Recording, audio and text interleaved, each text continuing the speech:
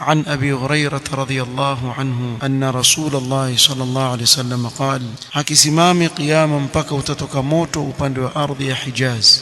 Moto ule athari ya nuru yake na mwanga wake utafikia mpaka mji wa Busra, na wengine katika wanaovyuoni wakataja kuwa hii Busra ndiyo Basra ya Iraq. Hii alama tayari ishatokea mwaka wa 456 pia umetokea huu moto, na wengine wataja kuwa bali ulitokea mwaka wa 600 na wakati wa Imam an-Nawawi rahmatullahi ta'ala alayhi. Maneno ya Imam Abu Shama al-Maqdisi, zimetufikia barua kutoka kwa watu wasema, tulikuwa katika majumba yetu katika masiku hayo wakati wa usiku, nikana kwamba kila mmoja wetu amewasha taa ndani ya nyumba yake, namna ule moto ulivyokuwa uking'ara, na wala haukuwa na ujoto na ule umoto pamoja na ukubwa uliokuwa ule moto. Sema moto ule ulipasuka katika ardhi ukatambaa katika mabonde ya Madina mpaka ukubwa wake ukafikia kiasi cha mlima wa Uhud, namna ulivyokuwa mkubwa ule moto. Qala wallahi ya akhi, hatuna raha kutoka tuuone ule moto, tuna wasiwasi. Na Madina kutoka uonekane moto huo wakati huo, walitubia watu wote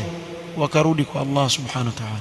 Hakukusikilika huko zana za mziki, hakuna mtu aliyepiga nzomari, wala hakuna mtu aliyekuwa akipiga ngoma wala dufu, wala hapa kuwepo tena na walevi na kunywa pombe. Allah alipoileta hii alama, watu wote wakarudi kwa Allah subhanahu wa ta'ala wote, na hii ni kwa rehema zake Allah subhanahu wa ta'ala.